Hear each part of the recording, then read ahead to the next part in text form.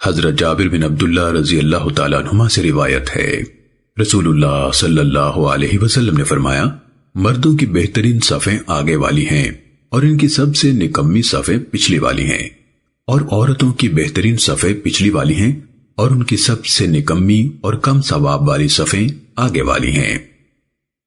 سنن ابن ماجہ حدیث نمبر 1001۔ حضرت معاویہ بن قرہ اپنے والد حضرت قرہ بن ایاس مزنی رضی اللہ تعالیٰ عنہ سے روایت کرتے ہیں، انہوں نے فرمایا، ہمیں رسول اللہ صلی اللہ علیہ وسلم کے زمانے میں ستونوں کے درمیان صف بنانے سے منع کیا جاتا تھا اور اس سے سختی کے ساتھ روکا جاتا تھا۔ سنن ابن ماجہ حدیث نمبر 1002۔ حضرت علی بن شیبان رضی اللہ تعالیٰ عنہ جو ایک وفد میں شامل ہو کر تشریف لائے تھے، ان سے روایت ہے، انہوں نے فرمایا، ہم اپنے علاقے سے روانہ ہوئے اور مدینہ منورہ تک سفر کیا، حتیٰ کہ ہم نبی اکرم صلی اللہ علیہ وسلم کے خدمت اقدس میں حاضر ہو گئے اور آپ صلی اللہ علیہ وسلم کی بیعت کی۔ ہم نے آپ صلی اللہ علیہ وسلم کی اقتداء میں نماز ادا کی، پھر آپ کے پیچھے ایک اور نماز پڑھی۔ آپ نے نماز مکمل کی تو دیکھا کہ ایک آدمی صف کے پیچھے اکیلا کھڑا نماز پڑھ رہا ہے۔ جب وہ شخص نماز سے فارغ ہوا تو اللہ کے نبی صلی اللہ علیہ وسلم اس کے پاس گئے اور فرمایا، شروع سے نماز پڑھو، صف کے پیچھے اکیلا کھڑے ہونے والے کی کوئی نماز نہیں۔ سنن ابن ماجہ حدیث نمبر 1003۔ حضرت وابصہ بن معبد رضی اللہ تعالیٰ عنہ سے روایت ہے، انہوں نے فرمایا، ایک آدمی نے صف کے پیچھے اکیلے کھڑے ہو کر نماز پڑھی تو نبی صلی اللہ علیہ وسلم نے اسے نماز دوبارہ پڑھنے کا حکم دیا۔ سنن ابن ماجہ حدیث نمبر 1004۔ حضرت عائشہ رضی اللہ تعالیٰ عنہ سے روایت ہے، رسول اللہ صلی اللہ علیہ وسلم نے فرمایا، بے شک اللہ تعالیٰ صفوں کی دائیں جانب پر رحمت نازل کرتا ہے اور فرشتے اس کے لیے دعائے خیر کرتے ہیں۔ سنن ابن ماجہ حدیث نمبر 1005۔ حضرت برا رضی اللہ تعالیٰ عنہ سے روایت ہے، انہوں نے فرمایا، ہم لوگ جب رسول اللہ صلی اللہ علیہ وسلم کے پیچھے نماز پڑھتے تھے تو ہمیں یا فرمایا مجھے یہ بات پسند تھی کہ ہم دائیں طرف کھڑے ہوں۔ سنن ابن ماجہ حدیث نمبر 1006۔ حضرت جابر رضی اللہ تعالیٰ عنہ سے روایت ہے، انہوں نے فرمایا، رسول اللہ صلی اللہ علیہ وسلم جب طواف کعبہ سے فارغ ہوئے تو مقام ابراہیم کے پاس تشریف لائے۔ حضرت عمر رضی اللہ تعالیٰ عنہ نے عرض کیا، اے اللہ کے رسول، یہ ہمارے جد امجد حضرت ابراہیم علیہ السلام کا وہ مقام ہے جس کے بارے میں اللہ تعالیٰ نے فرمایا ہے، وَاتَّخِذُوا مِن مَّقَامِ إِبْرَاهِيمَ مُصَلًّى، تم مقام ابراہیم کو نماز کی جگہ مقرر کر لو۔ ولید بن مسلم رحمہ اللہ بیان کرتے ہیں کہ میں نے امام مالک رحمہ اللہ سے پوچھا، کیا انہوں نے یہ لفظ اسی طرح پڑھا تھا، وَاتَّخِذُوا یعنی خا کے کسرہ کے ساتھ؟ انہوں نے فرمایا ہاں۔ سنن ابن ماجہ حدیث نمبر 1008۔ حضرت انس بن مالک رضی اللہ تعالیٰ عنہ سے روایت ہے، حضرت عمر رضی اللہ تعالیٰ عنہ نے فرمایا، میں نے عرض کیا، اے اللہ کے رسول، کاش آپ مقام ابراہیم کے قریب نماز پڑھیں، تو یہ آیت نازل ہوئی، وَاتَّخِذُوا مِن مَّقَامِ إِبْرَاهِيمَ مُصَلًّى، تم مقام ابراہیم کو نماز کی جگہ مقرر کر لو۔ سنن ابن ماجہ حدیث نمبر 1009۔ حضرت ابو ہریرہ رضی اللہ تعالیٰ عنہ سے روایت ہے، رسول اللہ صلی اللہ علیہ وسلم نے فرمایا، مشرق اور مغرب کے درمیان قبلہ ہے۔ سنن ابن ماجہ حدیث نمبر 1011۔ حضرت ابو ہریرہ رضی اللہ تعالیٰ عنہ سے روایت ہے، رسول اللہ صلی اللہ علیہ وسلم نے فرمایا، جب کوئی شخص مسجد میں داخل ہو تو وہ 2 رکعت نماز پڑھے بغیر نہ بیٹھے۔ سنن ابن ماجہ حدیث نمبر 1012۔ حضرت ابو قتادہ رضی اللہ تعالیٰ عنہ سے روایت ہے، نبی صلی اللہ علیہ وسلم نے فرمایا، جب کوئی شخص مسجد میں داخل ہو تو اسے چاہیے کہ بیٹھنے سے پہلے 2 رکعت نماز پڑھ لے۔ سنن ابن ماجہ حدیث نمبر 1013۔ حضرت معدان بن ابو طلحہ یعمری رحمہ اللہ سے روایت ہے، کہ حضرت عمر ابن الخطاب رضی اللہ تعالیٰ عنہ جمعے کے دن خطبہ دینے کھڑے ہوئے یا فرمایا کہ انہوں نے جمعے کے دن خطبہ دیا۔ آپ نے اللہ تعالیٰ کی حمد و ثنا کے بعد فرمایا، لوگو تم 2 پودے کھاتے ہو جنہیں میں برا ہی سمجھتا ہوں، یعنی یہ لہسن اور یہ پیاز۔ میں رسول اللہ صلی اللہ علیہ وسلم کے زمانے میں دیکھا کرتا تھا کہ اگر کسی کے منہ سے اس کی یعنی لہسن یا پیاز کی بو محسوس کی جاتی تو اسے ہاتھ سے پکڑ کر مسجد سے باہر بقیع کی طرف نکال دیا جاتا۔ اس لیے جو شخص انہیں کھانا چاہے اسے چاہیے کہ پکا کر ان کی بو ختم کر لے۔ سنن ابن ماجہ حدیث نمبر 1014۔ حضرت ابو ہریرہ رضی اللہ تعالیٰ عنہ سے روایت ہے، رسول اللہ صلی اللہ علیہ وسلم نے فرمایا، جس شخص نے یہ پودا یعنی لہسن کھایا ہو تو وہ ہماری مسجد میں اس کی بو کے ساتھ ہمیں ایذا نہ پہنچائے۔ امام زہری کے شاگرد ابراہیم بن سعد نے فرمایا، میرے والد حضرت ابو ہریرہ رضی اللہ تعالیٰ عنہ کی اس حدیث میں رسول اللہ صلی اللہ علیہ وسلم سے گیندنا اور پیاز کے الفاظ کا اضافہ فرماتے تھے۔ سنن ابن ماجہ حدیث نمبر 1015۔ حضرت عبداللہ بن عمر رضی اللہ تعالیٰ عنہما سے روایت ہے، رسول اللہ صلی اللہ علیہ وسلم نے فرمایا، جس نے اس پودے میں سے کچھ کھایا ہو وہ مسجد میں ہرگز نہ آئے۔ سنن ابن ماجہ حدیث نمبر 1016۔ حضرت زید بن اسلم رحمہ اللہ نے حضرت عبداللہ بن عمر رضی اللہ تعالیٰ عنہما سے روایت کی کہ انہوں نے فرمایا، رسول اللہ صلی اللہ علیہ وسلم مسجد قباء میں نماز ادا کرنے کے لیے تشریف لائے۔ متعدد انصاری حضرات حاضر ہو کر رسول اللہ صلی اللہ علیہ وسلم کو سلام عرض کرنے لگے۔ زید بن اسلم رحمہ اللہ فرماتے ہیں، میں نے حضرت صہیب رضی اللہ تعالیٰ عنہ سے پوچھا، رسول اللہ صلی اللہ علیہ وسلم اس موقع پر سلام کا جواب کس طرح دیتے تھے؟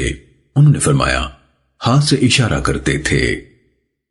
سنن ابن ماجہ حدیث نمبر 1017۔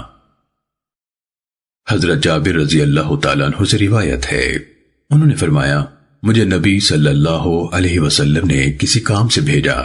جب میں واپس خدمت اقدس میں حاضر ہوا تو آپ صلی اللہ علیہ وسلم نماز پڑھ رہے تھے۔ میں نے سلام کیا تو آپ نے اشارہ کیا اور اشارے سے جواب دیا۔ جب نبی صلی اللہ علیہ وسلم نماز سے فارغ ہوئے تو مجھے بلایا اور فرمایا، ابھی ابھی تم نے مجھے سلام کیا تھا اور میں نماز پڑھ رہا تھا، اس لیے زبان سے جواب نہیں دے سکا۔ سنن ابن ماجہ حدیث نمبر 1018۔ حضرت عبداللہ بن مسعود رضی اللہ تعالیٰ عنہ سے روایت ہے، انہوں نے فرمایا، ہم نماز میں ایک دوسرے کو سلام کر لیا کرتے تھے، پھر ہمیں فرمایا گیا نماز میں مصروفیت ہوتی ہے۔ سنن ابن ماجہ حدیث نمبر 1019۔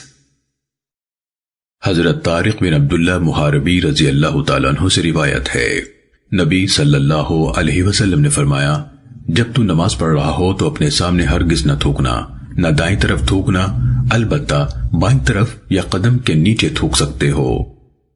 سنن ابن ماجہ حدیث نمبر 1021۔ حضرت ابو ہریرہ رضی اللہ تعالیٰ عنہ سے روایت ہے کہ رسول اللہ صلی اللہ علیہ وسلم کو مسجد کی قبلے والی دیوار پر بلغم لگا ہوا نظر آیا۔ آپ صلی اللہ علیہ وسلم لوگوں کی طرف متوجہ ہوئے اور فرمایا، تمہیں کیا ہو گیا ہے کہ ایک آدمی رب کی طرف متوجہ ہو کر کھڑا ہوتا ہے پھر اپنے سامنے بلغم تھوک دیتا ہے؟ کیا تم میں سے کسی کو یہ بات پسند ہے کہ اس کے سامنے آ کر اس کے چہرے پر تھوک دیا جائے؟ جب کسی کو تھوکنا ہو تو اپنی بائیں طرف تھوک لے یا اپنے کپڑے میں اس طرح کر لے۔ امام ابن ماجہ رحمہ اللہ کے استاد حضرت ابو بکر بن ابی شیبہ نے فرمایا، امام اسماعیل ابن علیہ رحمہ اللہ نے اس حدیث کی وضاحت کرتے ہوئے مجھے یوں کر کے دکھایا کہ کپڑے میں تھوکا پھر کپڑے کو مل دیا۔ سنن ابن ماجہ حدیث نمبر 1022۔ حضرت حذیفہ رضی اللہ تعالیٰ عنہ سے روایت ہے کہ انہوں نے حضرت شبس بن ربیعی رحمہ اللہ کو سامنے کی طرف تھوکتے دیکھ کر فرمایا، اے شبس، اپنے سامنے مت تھوکا کرو، کیونکہ رسول اللہ صلی اللہ علیہ وسلم ایسا کرنے سے منع فرمایا کرتے تھے، اور آپ صلی اللہ علیہ وسلم نے فرمایا ہے، جب آدمی نماز میں کھڑا ہوتا ہے تو اللہ تعالیٰ اپنا چہرہ مبارک اس کی طرف متوجہ فرما دیتا ہے، حتیٰ کہ وہ نماز سے فارغ ہو جائے یا کوئی برا کام کرے۔ سنن ابن ماجہ حدیث نمبر 1023۔ حضرت انس بن مالک رضی اللہ تعالیٰ عنہ سے روایت ہے کہ رسول اللہ صلی اللہ علیہ وسلم نے نماز کے دوران میں کپڑے میں تھوکا پھر اسے مل دیا۔ سنن ابن ماجہ حدیث نمبر 1024۔ حضرت ابو ہریرہ رضی اللہ تعالیٰ عنہ سے روایت ہے رسول اللہ صلی اللہ علیہ وسلم نے فرمایا جس نے کنکریوں کو ہاتھ لگایا اس نے فضول کام کیا۔ سنن ابن ماجہ حدیث نمبر 1025۔ حضرت معیقب رضی اللہ تعالیٰ عنہ سے روایت ہے کہ رسول اللہ صلی اللہ علیہ وسلم نے نماز کے دوران میں کنکریوں پر ہاتھ پھیرنے کے بارے میں فرمایا اگر تم نے ضرور یہ کام کرنا ہو تو ایک بار کر لو۔ سنن ابن ماجہ حدیث نمبر 1026۔ حضرت ابو ذر رضی اللہ تعالیٰ عنہ سے روایت ہے رسول اللہ صلی اللہ علیہ وسلم نے فرمایا جب کوئی شخص نماز پڑھنے کھڑا ہوتا ہے تو رحمت الہی اس کی طرف متوجہ ہوتی ہے، اس لیے اسے چاہیے کہ دوران نماز میں کنکریوں پر ہاتھ نہ پھیرے۔ سنن ابن ماجہ حدیث نمبر 1027۔ ام المومنین حضرت میمونہ رضی اللہ تعالیٰ عنہ سے روایت ہے انہوں نے فرمایا رسول اللہ صلی اللہ علیہ وسلم چھوٹی چٹائی پر نماز ادا فرماتے تھے۔ سنن ابن ماجہ حدیث نمبر 1028۔ حضرت ابو سعید رضی اللہ تعالیٰ عنہ سے روایت ہے انہوں نے فرمایا رسول اللہ صلی اللہ علیہ وسلم نے چٹائی پر نماز ادا فرمائی۔ سنن ابن ماجہ حدیث نمبر 1029۔ حضرت انس بن مالک رضی اللہ تعالیٰ عنہ سے روایت ہے انہوں نے فرمایا ہم لوگ سخت گرمی میں نبی صلی اللہ علیہ وسلم کی ابتدا میں نماز پڑھتے تھے، جب کوئی زمین پر اپنی پیشانی نہ رکھ سکتا تو اپنا کپڑا بچھا کر اس پر سجدہ کر لیتا۔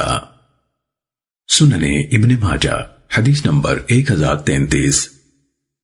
حضرت ابو ہریرہ رضی اللہ تعالیٰ عنہ سے روایت ہے رسول اللہ صلی اللہ علیہ وسلم نے فرمایا سبحان اللہ کہنا مردوں کے لیے ہے اور تالی بجانا عورتوں کے لیے ہے۔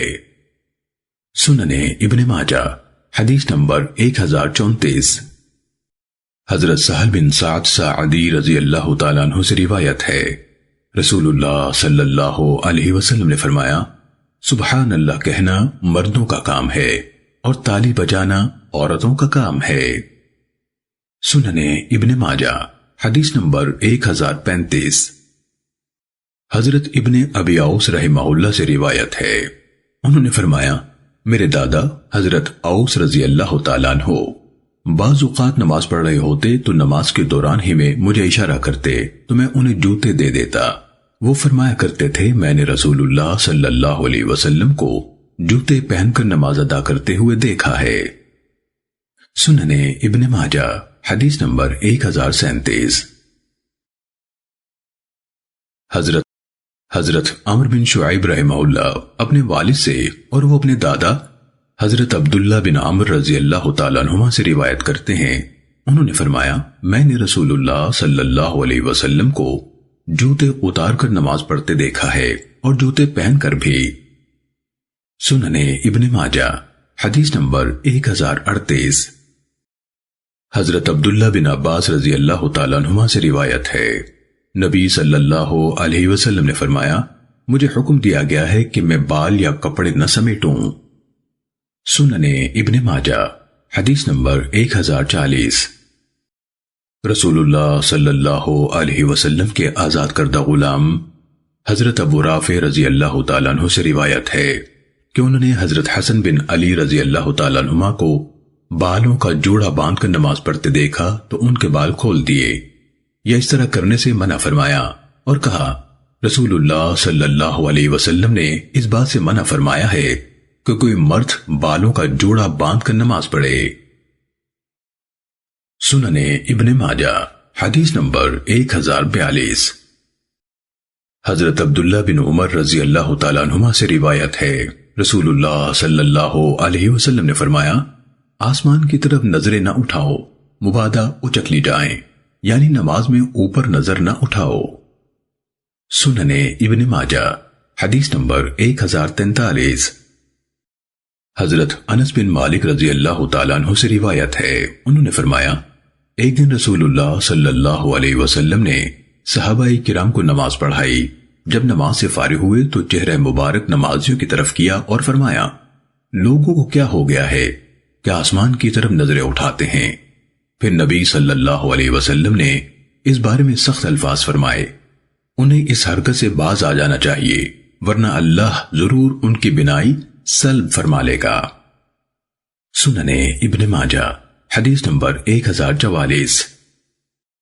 حضرت جابر بن سمرہ رضی اللہ تعالیٰ عنہ سے روایت ہے، نبی صلی اللہ علیہ وسلم نے فرمایا جو لوگ نماز میں آسمان کی طرف نظریں اٹھاتے ہیں انہیں ضرور باز آ جانا چاہیے ورنہ ان کی نظریں واپس زمین کی طرف نہیں لوٹیں گی بلکہ چھین لی جائیں گی۔ سننے ابن ماجہ حدیث نمبر 1045۔ حضرت ابو ہریرہ رضی اللہ تعالیٰ عنہ سے روایت ہے، انہوں نے فرمایا ایک آدمی نبی صلی اللہ علیہ وسلم کی خدمت میں حاضر ہوا اور عرض کیا اے اللہ کے رسول، اگر کوئی شخص ایک کپڑے میں نماز پڑھ لے تو کیا حکم ہے؟ نبی صلی اللہ علیہ وسلم نے فرمایا کیا ہر کسی کو 2 کپڑے میسر ہوتے ہیں؟ سننے ابن ماجہ حدیث نمبر 1047۔ حضرت ابو سعید خدری رضی اللہ تعالیٰ عنہ سے روایت ہے کہ وہ رسول اللہ صلی اللہ علیہ وسلم کی خدمت میں حاضر ہوئے تو آپ صلی اللہ علیہ وسلم ایک کپڑا توشح کے انداز سے اوڑھ کر نماز پڑھ رہے تھے۔ سننے ابن ماجہ حدیث نمبر 1048۔ حضرت عمر بن ابو سلمہ رضی اللہ تعالیٰ عنہ سے روایت ہے، انہوں نے فرمایا میں نے رسول اللہ صلی اللہ علیہ وسلم کو ایک کپڑا اوڑھ کر نماز پڑھتے دیکھا۔ نبی صلی اللہ علیہ وسلم نے اسے توشح کے انداز سے اوڑھ رکھا تھا اور اس کے دونوں سرے آپ صلی اللہ علیہ وسلم کے کندھوں پر تھے۔ سننے ابن ماجہ حدیث نمبر 1049۔ حضرت ابو ہریرہ رضی اللہ تعالیٰ عنہ سے روایت ہے، رسول اللہ صلی اللہ علیہ وسلم نے فرمایا جب آدم علیہ السلام کا بیٹا سجدے کی آیت پڑھ کر سجدہ کرتا ہے تو شیطان ایک طرف ہو کر رونے لگتا ہے، وہ کہتا ہے ہائے افسوس، آدم کے بیٹے کو سجدے کا حکم ہوا، اس نے سجدہ کر لیا تو اس کے لیے جنت ہے، اور مجھے سجدے کا حکم ہوا تھا میں نے سجدہ کرنے سے انکار کر دیا تو میرے لیے جہنم ہے۔ سننے ابن ماجہ حدیث نمبر 1052۔ حضرت عبداللہ بن عباس رضی اللہ تعالیٰ عنہما سے روایت ہے، انہوں نے فرمایا میں نبی صلی اللہ علیہ وسلم کی خدمت میں حاضر تھا کہ ایک صاحب آئے اور عرض کیا میں نے رات کو خواب دیکھا گویا میں ایک درخت کی طرف منہ کر کے اسے سترا بنا کر نماز پڑھ رہا ہوں۔ میں نے نماز میں سجدے کی آیت پڑھی تو سجدہ کیا، مجھے سجدہ کرتے دیکھ کر درخت نے بھی سجدہ کیا۔ میں نے اس درخت کو سجدے میں یوں کہتے سنا اللہم احطط عنی بہا وزرا واکتب لی بہا اجرا واجعلہا لی عندک ذخرا، اے اللہ اس سجدے کی وجہ سے میرے گناہوں کا بوجھ اتار دے اور میرے لیے اس کا ثواب لکھ دے اور اسے اپنے پاس میرے لیے ذخیرہ بنا دے۔ حضرت عبداللہ بن عباس رضی اللہ تعالیٰ عنہما نے فرمایا میں نے اس کے بعد دیکھا کہ نبی صلی اللہ علیہ وسلم نے سجدے کی آیت پڑھی تو سجدہ کیا۔ میں نے آپ کو سجدے میں وہی دعا پڑھتے سنا جو ان صاحب نے خواب میں درخت کی کہی ہوئی بیان کی تھی، بیان کی تھی۔ سننے ابن ماجہ حدیث نمبر 1053۔ حضرت علی رضی اللہ تعالیٰ عنہ سے روایت ہے کہ نبی صلی اللہ علیہ وسلم جب سجدہ کرتے تھے تو کہتے تھے اللہم لک سجدت وبک آمنت وَلَكَ أَسْلَمْتُ أَنْتَ رَبِّي سَجَدَ وَجْهِيَ لِلَّذِي شَقَّ سَمْعَهُ وَبَصَرَهُ تَبَارَكَ اللَّهُ أَحْسَنُ الْخَالِقِينَ، اے اللہ میں نے تیرے لیے سجدہ کیا، تجھ پر ایمان لایا، تیری اطاعت قبول کی، تو میرا مالک ہے۔ میرے چہرے نے اس کے لیے سجدہ کیا جس نے اس کے کان اور اس کی آنکھیں بنائی۔ اللہ بہت برکتوں والا ہے، بہترین پیدا کرنے والا ہے۔ سننے ابن ماجہ حدیث نمبر 1054۔ حضرت ابو ہریرہ رضی اللہ تعالیٰ عنہ سے روایت ہے، انہوں نے فرمایا ہم نے رسول اللہ صلی اللہ علیہ وسلم کے ساتھ سورہ اذا السماء انشقت اور سورہ اقرأ بسم ربک میں سجدہ تلاوت کیا۔ سننے ابن ماجہ حدیث نمبر 1058۔ حضرت ابو ہریرہ رضی اللہ تعالیٰ عنہ سے روایت ہے کہ رسول اللہ صلی اللہ علیہ وسلم نے سورہ اذا السماء انشقت میں سجدہ کیا۔ امام ابو بکر بن ابی شیبہ نے کہا کہ یہ حدیث یحییٰ بن سعید کی حدیث ہی ہے، ان کے علاوہ میں نے کسی کو اسے بیان کرتے نہیں سنا۔ سننے ابن ماجہ حدیث نمبر 1059۔ حضرت ابو ہریرہ رضی اللہ تعالیٰ عنہ سے روایت ہے کہ ایک آدمی مسجد میں داخل ہوا اور نماز پڑھی۔ رسول اللہ صلی اللہ علیہ وسلم مسجد میں ایک طرف بیٹھے تھے۔ اس نے نماز کے بعد آ کر آپ صلی اللہ علیہ وسلم کو سلام عرض کیا۔ نبی صلی اللہ علیہ وسلم نے فرمایا وعلیکم السلام، دوبارہ جا کر نماز پڑھ، تو نے نماز نہیں پڑھی۔ اس نے واپس اپنی جگہ جا کر پھر نماز پڑھی، پھر آ کر نبی صلی اللہ علیہ وسلم کو سلام عرض کیا۔ نبی صلی اللہ علیہ وسلم نے فرمایا وعلیکم السلام، جا کر نماز پڑھ، تو نے ابھی بھی نماز نہیں پڑھی۔ تیسری بار اس آدمی نے عرض کیا اے اللہ کے رسول، مجھے نماز پڑھنے کا طریقہ سکھا دیجئے۔ آپ صلی اللہ علیہ وسلم نے فرمایا جب تو نماز کے لیے جانے لگے تو پہلے سنوار کر کامل وضو کر، پھر قبلے کی طرف منہ کر کے اللہ اکبر کہہ، پھر قرآن میں سے جو تیرے لیے آسان ہو پڑھ، پھر رکوع کر حتیٰ کہ اطمینان سے رکوع کر لے، پھر سر اٹھا حتیٰ کہ اطمینان سے کھڑا ہو جائے، پھر سجدہ کر حتیٰ کہ اطمینان سے سجدہ کر لے، پھر سر اٹھا حتیٰ کہ اطمینان سے بیٹھ جائے، پھر ساری نماز اسی طریقے سے ادا کر۔ سننے ابن ماجہ حدیث نمبر 1060۔ حضرت محمد بن عمرو بن عطا رحمہ اللہ سے روایت ہے، انہوں نے کہا میں نے حضرت ابو حمید ساعدی رضی اللہ تعالیٰ عنہ کو 10 صحابہ کی موجودگی میں یہ کہتے سنا۔ ان 10 حضرات میں سے ایک حضرت ابو قتادہ رضی اللہ تعالیٰ عنہ ہیں۔ ابو حمید رضی اللہ تعالیٰ عنہ نے فرمایا میں رسول اللہ صلی اللہ علیہ وسلم کی نماز کو تم سب سے زیادہ جانتا ہوں۔ دیگر صحابہ نے کہا ایسے کیوں کر ہو سکتا ہے جبکہ آپ ہم سے زیادہ اللہ کے رسول صلی اللہ علیہ وسلم کی پیروی کرنے والے نہیں؟ ہم بھی تو ہر چھوٹے بڑے مسئلے میں نبی صلی اللہ علیہ وسلم کی پوری اتباع کرنے کی کوشش کرتے ہیں۔ نہ تمہیں ہم سے پہلے نبی صلی اللہ علیہ وسلم کی ہم نشینی کا شرف حاصل ہوا۔ ابو حمید رضی اللہ تعالیٰ عنہ نے کہا جی ہاں، اس کے باوجود بات یہی ہے۔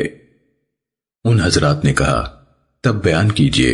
انہوں نے کہا رسول اللہ صلی اللہ علیہ وسلم جب نماز کے لیے کھڑے ہوتے تو تکبیر کہتے تھے، پھر اپنے دونوں ہاتھ اتنے بلند کرتے کہ کندھوں کے برابر اٹھا لیتے اور ہاتھ باندھ کر کھڑے ہوتے تو آپ صلی اللہ علیہ وسلم کا ہر عضو اپنے اپنے مقام پر ٹھہر جاتا، یعنی بلا ضرورت حرکت نہ کرتے۔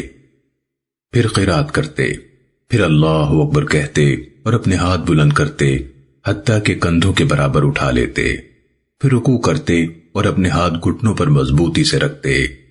رکوع کے دوران میں نہ اپنا سر بہت زیادہ جھکا دیتے اور نہ بلند رکھتے، بلکہ اعتدال سے رکوع کرتے۔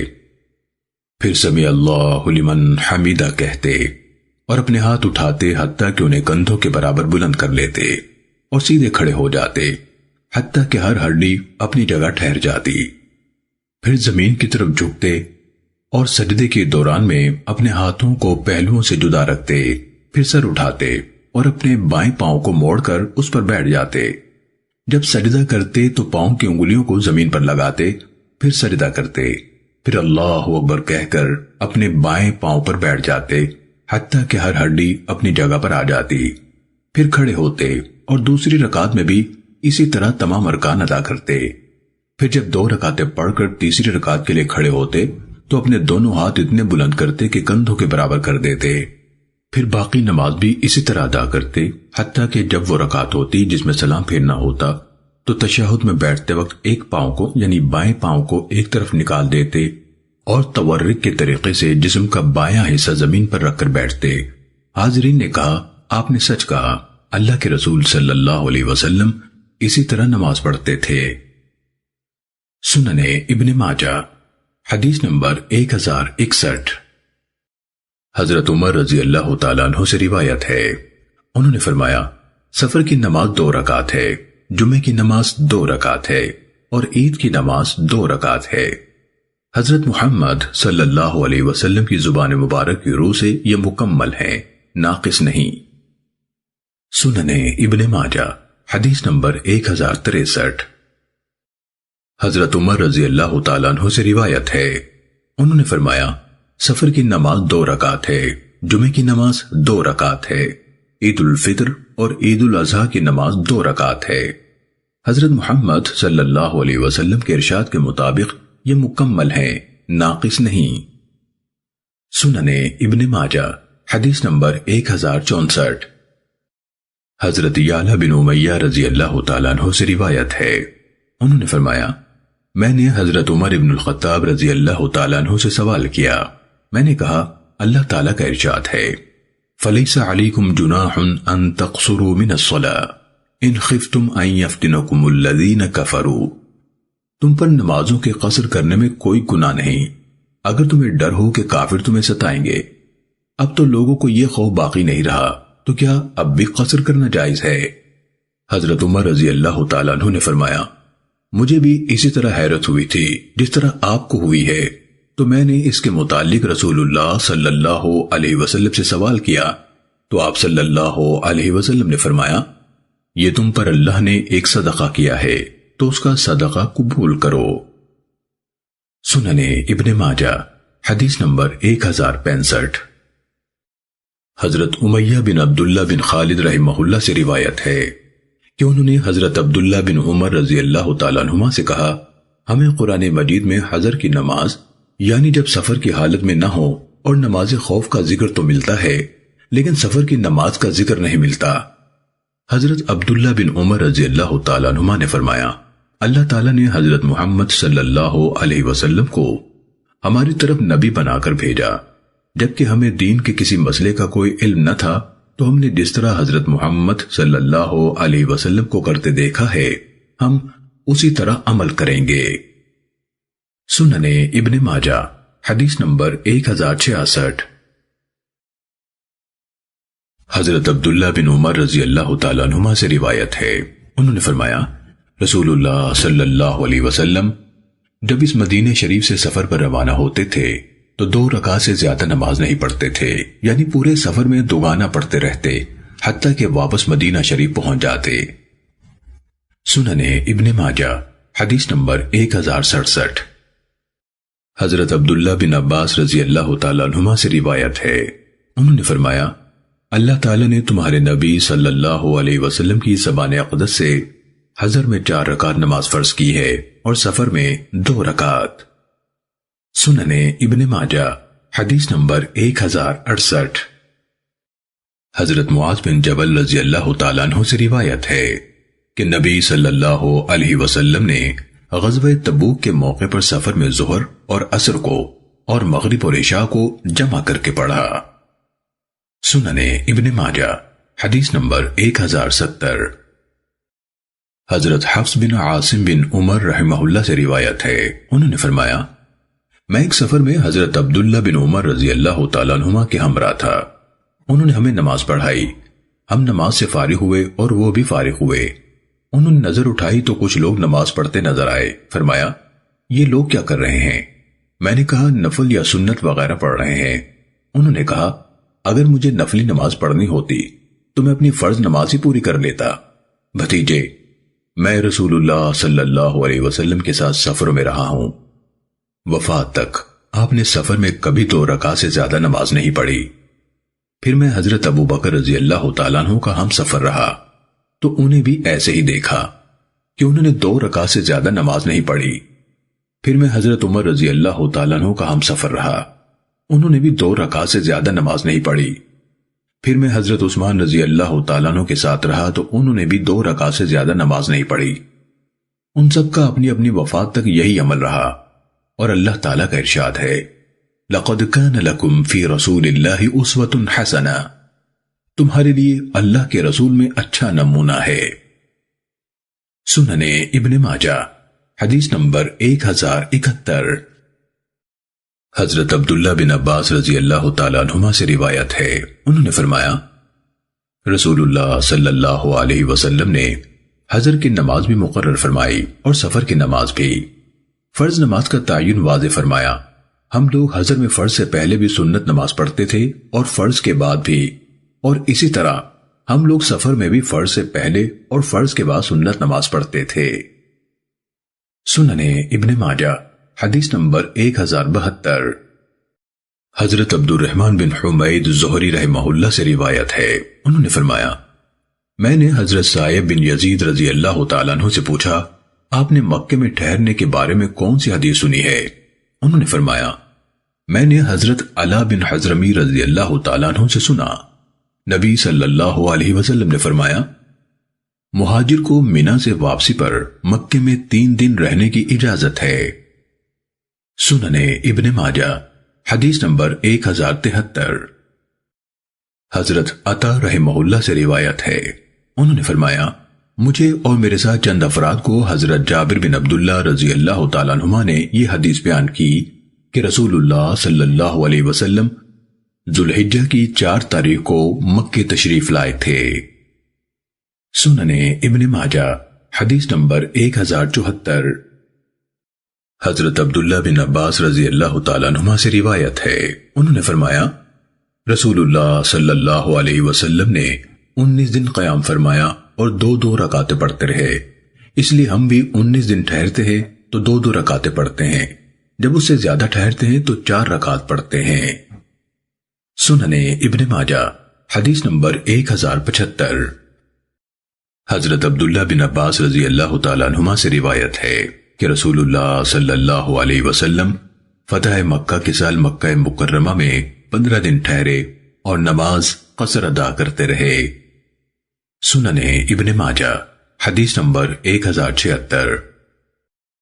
حضرت انس رضی اللہ تعالیٰ عنہ سے روایت ہے، انہوں نے فرمایا ہم لوگ رسول اللہ صلی اللہ علیہ وسلم کے ہمراہ مدینہ منورہ سے مکہ مکرمہ کی طرف روانہ ہوئے تو نبی صلی اللہ علیہ وسلم 2 رکعت نماز ادا کرتے رہے حتیٰ کہ ہم واپس آ گئے۔ یحییٰ بن ابو اسحاق کہتے ہیں میں نے کہا نبی صلی اللہ علیہ وسلم مکے میں کتنا عرصہ قیام پذیر رہے؟ حضرت انس رضی اللہ تعالیٰ عنہ نے فرمایا 10 دن۔ سننے ابن ماجہ حدیث نمبر 1077۔ حضرت جابر بن عبداللہ رضی اللہ تعالیٰ عنہما سے روایت ہے، رسول اللہ صلی اللہ علیہ وسلم نے فرمایا بندے اور کفر کے درمیان تعلق قائم کرنے والا عمل ترک نماز ہے۔ سننے ابن ماجہ حدیث نمبر 1078۔ حضرت بریدہ بن حصیب رضی اللہ تعالیٰ عنہ سے روایت ہے، رسول اللہ صلی اللہ علیہ وسلم نے فرمایا ہمارے درمیان اور ان کافروں اور مشرکوں کے درمیان جو عہد ہے وہ نماز ہے، جس نے اسے چھوڑ دیا اس نے کفر کیا۔ سننے ابن ماجہ حدیث نمبر 1079۔ حضرت انس بن مالک رضی اللہ تعالیٰ عنہ سے روایت ہے، نبی صلی اللہ علیہ وسلم نے فرمایا بندے اور مشرک کے درمیان محض ترک نماز ہی رابطہ ہے، جب اس نے نماز چھوڑ دی تو وہ مشرک ہو گیا۔ سننے ابن ماجہ حدیث نمبر 1080۔ حضرت عبد الرحمن بن قعب بن مالک رضی اللہ تعالیٰ عنہ سے روایت ہے، انہوں نے فرمایا جب میرے والد کی آنکھوں کی بینائی چلی گئی تو میں ان کا رہبر ہوا کرتا تھا۔ میں جب بھی آپ کو جمعے کے لیے لے جاتا تو آپ جمعے کی اذان سن کر حضرت ابو امامہ اسعد بن زرارہ رضی اللہ تعالیٰ عنہ کے حق میں دعائے مغفرت اور دعائے خیر فرماتے۔ میں کچھ عرصہ ان کی زبان سے مسلسل یہی بات سنتا رہا۔ آخر میں نے دل میں اپنے آپ سے کہا یہ تو کم عقلی کی بات ہے کہ میں ان سے اس کی وجہ دریافت نہ کروں، حالانکہ میں ہر جمعے کو جب بھی وہ جمعے کی اذان سنتے ہیں انہیں حضرت ابو امامہ رضی اللہ تعالیٰ عنہ کے حق میں دعائے مغفرت اور دعائے خیر کرتے سنتا ہوں۔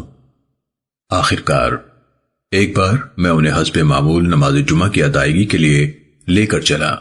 جب انہیں اذان کی آواز سنائی دی تو انہوں نے اپنے معمول کے مطابق حضرت ابو امامہ اسعد بن زرارہ رضی اللہ تعالیٰ عنہ کے حق میں دعا کی۔ میں نے عرض کیا، ابا جان، آپ جب بھی جمعے کی اذان سنتے ہیں حضرت اسعد بن زرارہ رضی اللہ تعالیٰ عنہ کو دعائیں دیتے ہیں، اس کی کیا وجہ ہے؟ انہوں نے فرمایا، پیارے بیٹے، سب سے پہلے انہوں نے ہمیں جمعے کی نماز پڑھائی تھی جبکہ رسول اللہ صلی اللہ علیہ وسلم ابھی مکے سے ہجرت کر کے مدینے تشریف نہیں لائے تھے۔ انہوں نے یہ نماز حرہ بنی بیاضہ میں نقیع الخزمات کے میدان میں پڑھائی تھی۔ میں نے کہا، اس دن آپ کتنے افراد اس نماز میں شریک تھے؟ انہوں نے فرمایا، 40 آدمی تھے۔ سننے ابن ماجہ حدیث نمبر 1082۔ حضرت ابو ہریرہ رضی اللہ تعالیٰ عنہ سے روایت ہے، رسول اللہ صلی اللہ علیہ وسلم نے فرمایا، اللہ تعالیٰ نے ہم سے پہلے لوگوں کو جمعے کی پہچاننے کی توفیق نہیں دی، چنانچہ یہودیوں کے لیے ہفتے کا دن مقرر ہو گیا اور عیسائیوں کے لیے اتوار۔ وہ لوگ ہفت روزہ عبادت میں قیامت تک ہم سے پیچھے رہیں گے۔ ہم دنیا والوں میں سے آخری امت ہیں اور قیامت کے دن ہم اول ہوں گے، یعنی سب لوگوں سے پہلے حساب کتاب ہو جائے گا۔ سننے ابن ماجہ حدیث نمبر 1083۔ حضرت ابو لبابہ بن عبد المنذر رضی اللہ تعالیٰ عنہ سے روایت ہے کہ نبی صلی اللہ علیہ وسلم نے فرمایا، جمعے کا دن تمام دنوں کا سردار ہے، اللہ کے ہاں اس کی عظمت سب سے زیادہ ہے، وہ تو اللہ کے ہاں عید الاضحیٰ اور عید الفطر کے دن سے زیادہ عظمت والا ہے۔ اس میں 5 باتیں ہیں جو اس کی افضلیت کا باعث ہیں۔ اس دن اللہ تعالیٰ نے آدم علیہ السلام کو پیدا فرمایا، اسی دن اللہ نے آدم علیہ السلام کو زمین پر اتارا، اسی دن اللہ تعالیٰ نے آدم علیہ السلام کو فوت کیا۔ اس دن میں ایک ایسی گھڑی ہوتی ہے کہ اس میں بندہ اللہ سے جو کچھ مانگے اللہ اسے وہی کچھ دے دیتا ہے جب تک کسی حرام چیز کا سوال نہ کرے۔ اسی دن قیامت قائم ہوگی، ہر مقرب فرشتہ، آسمان، زمین، تمام ہوائیں، پہاڑ اور سمندر جمعے کے دن سے ڈرتے رہتے ہیں۔ سننے ابن ماجہ حدیث نمبر 1084۔ حضرت ابو ہریرہ رضی اللہ تعالیٰ عنہ سے روایت ہے کہ رسول اللہ صلی اللہ علیہ وسلم نے فرمایا، جمعے کی نماز سے گزشتہ جمعے تک کے گناہ معاف ہو جاتے ہیں جبکہ کبیرہ گناہوں کا ارتکاب نہ کیا جائے۔ سننے ابن ماجہ حدیث نمبر 1086۔ حضرت اوس بن اوس ثقفی رضی اللہ تعالیٰ عنہ سے روایت ہے کہ انہوں نے فرمایا، میں نے نبی صلی اللہ علیہ وسلم سے یہ ارشاد سنا، جس نے جمعے کے دن غسل کیا اور کرایا، اول وقت میں آیا یعنی خطبے میں شروع سے حاضر رہا، پیدل چل کر آیا، سوار ہو کر نہ آیا، امام سے قریب ہو کر توجہ سے خطبہ سنا، خطبے کے دوران میں فضول حرکت نہ کی، اسے ہر قدم کے بدلے 1 سال کے عمل یعنی 1 سال کے روزے اور قیام کا ثواب ملے گا۔ سننے ابن ماجہ حدیث نمبر 1087۔ حضرت عبداللہ بن عمر رضی اللہ تعالیٰ عنہما سے روایت ہے، انہوں نے فرمایا، میں نے نبی صلی اللہ علیہ وسلم کو منبر پر کھڑے ہو کر یہ فرماتے سنا، جو شخص جمعہ پڑھنے آئے اسے چاہیے کہ پہلے غسل کرے۔ سننے ابن ماجہ حدیث نمبر 1088۔ حضرت ابو سعید خدری رضی اللہ تعالیٰ عنہ سے روایت ہے، رسول اللہ صلی اللہ علیہ وسلم نے فرمایا، ہر بالغ شخص پر جمعے کے دن غسل کرنا واجب ہے۔ سننے ابن ماجہ حدیث نمبر 1089۔ حضرت ابو ہریرہ رضی اللہ تعالیٰ عنہ سے روایت ہے کہ رسول اللہ صلی اللہ علیہ وسلم نے فرمایا، جس نے اچھی طرح سوار کر وضو کیا پھر جمعہ پڑھنے آیا تو امام سے قریب ہو کر بیٹھا اور خاموشی سے توجہ کے ساتھ خطبہ سنا، اس کے دونوں جمعوں کے درمیان کے گناہ معاف ہو جاتے ہیں اور مزید 3 دن کے بھی، اور جو کنکریوں کو ہاتھ لگائے اس نے فضول حرکت کی۔ سننے ابن ماجہ حدیث نمبر 1090۔ حضرت ابو ہریرہ رضی اللہ تعالیٰ عنہ سے روایت ہے کہ رسول اللہ صلی اللہ علیہ وسلم نے فرمایا، جب جمعے کا دن ہوتا ہے تو مسجد کے ہر دروازے پر فرشتے آ جاتے ہیں جو لوگوں کے نام ان کے درجات کے مطابق ترتیب سے لکھتے رہتے ہیں۔ پھر جب امام خطبہ دینے کے لیے نکلتا ہے تو وہ اپنے صحیفے لپیٹ لیتے ہیں اور خطبہ سننے لگتے ہیں۔ تو نماز یعنی جمعے کے لیے جلدی آنے والا اونٹ کی قربانی دینے والے کی طرح ثواب پاتا ہے۔ پھر جو اس کے بعد آتا ہے وہ ایسے ہے جیسے گائے بطور صدقہ قربان کرنے والا۔ جو اس کے بعد آتا ہے وہ ایسے ہے جیسے مینڈھا قربان کرنے والا۔ اللہ کے نبی صلی اللہ علیہ وسلم نے مرغی اور انڈے کا بھی ذکر فرمایا۔ حدیث کے راوی سہل نے اپنی حدیث میں ان الفاظ کا اضافہ کیا۔ پھر جو اس کے بعد آتا ہے وہ اپنا فرض ادا کرنے کے لیے نماز پڑھنے آتا ہے۔ سننے ابن ماجہ حدیث نمبر 1092۔ حضرت سمرہ بن جندب رضی اللہ تعالیٰ عنہ سے روایت ہے کہ رسول اللہ صلی اللہ علیہ وسلم نے نماز جمعہ کی اور اس میں جلدی حاضر ہونے کی مثال ایسے بیان فرمائی کہ یہ عمل کرنے والا ایسے ہے جیسے اونٹ قربان کرنے والا، گائے کی قربانی دینے والا، بکری کی قربانی دینے والا، حتیٰ کہ آپ نے مرغی کا ذکر بھی کیا۔ سننے ابن ماجہ حدیث نمبر 1093۔ حضرت عبداللہ بن سلام رضی اللہ تعالیٰ عنہ سے روایت ہے انہوں نے رسول اللہ صلی اللہ علیہ وسلم کو جمعے کے دن ممبر پر خطبے کے دوران میں یہ فرماتے سنا، کیا حرج ہے اگر تم میں سے کوئی آدمی کام کاج کے کپڑوں کے علاوہ جمعے کے دن نماز جمعہ کی حاضری کے لیے 2 کپڑے خرید لے۔ امام ابن ماجہ رحمہ اللہ کے استاد ابو بکر بن ابی شیبہ نے محمد بن یحییٰ بن حبان کے دوسرے شاگرد عبد الحمید بن جعفر سے عبداللہ بن سلام کے بیٹے یوسف کے واسطے سے بیان کیا کہ نبی صلی اللہ علیہ وسلم نے ہمیں خطبہ دیا اور مذکورہ بالا حدیث کے مانند بیان کیا۔ سننے ابن ماجہ حدیث نمبر 1095۔ حضرت عائشہ رضی اللہ تعالیٰ عنہ سے روایت ہے کہ نبی اکرم صلی اللہ علیہ وسلم نے جمعے کے دن عوام سے خطاب فرمایا تو آپ نے دیکھا کہ انہوں نے روزمرہ استعمال کی چادریں اوڑھ رکھی ہیں۔ تب رسول اللہ صلی اللہ علیہ وسلم نے فرمایا، کیا حرج ہے کہ تم میں سے کسی آدمی کے پاس گنجائش ہو تو وہ روزمرہ کے کام کاج کے کپڑوں کے علاوہ جمعے کے لیے خاص طور پر کپڑے تیار کر لے۔ سننے ابن ماجہ حدیث نمبر 1096۔ حضرت ابو ذر رضی اللہ تعالیٰ عنہ سے روایت ہے نبی صلی اللہ علیہ وسلم نے فرمایا، جو شخص جمعے کے دن اچھی طرح غسل کرے، اچھی طرح سنوار کر وضو کرے، اپنا بہترین لباس پہنے اور اللہ نے اس کی قسمت میں گھر والوں کی جو خوشبو لکھی ہو وہ لگا لے، پھر جمعہ پڑھنے آئے تو فضول حرکات نہ کرے اور 2 آدمیوں کے درمیان جدائی نہ کرے، یعنی اکٹھے بیٹھے ہوئے 2 آدمیوں کے درمیان نہ بیٹھے، تو اس کے اس جمعے اور دوسرے جمعے کے درمیان کے پورے ہفتے کے گناہ معاف کر دیے جاتے ہیں۔ سننے ابن ماجہ حدیث نمبر 1097۔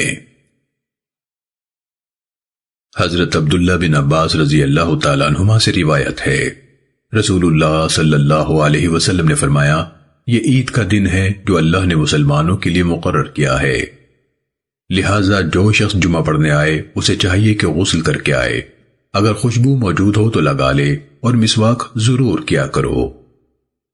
سننے ابن ماجہ حدیث نمبر 1098۔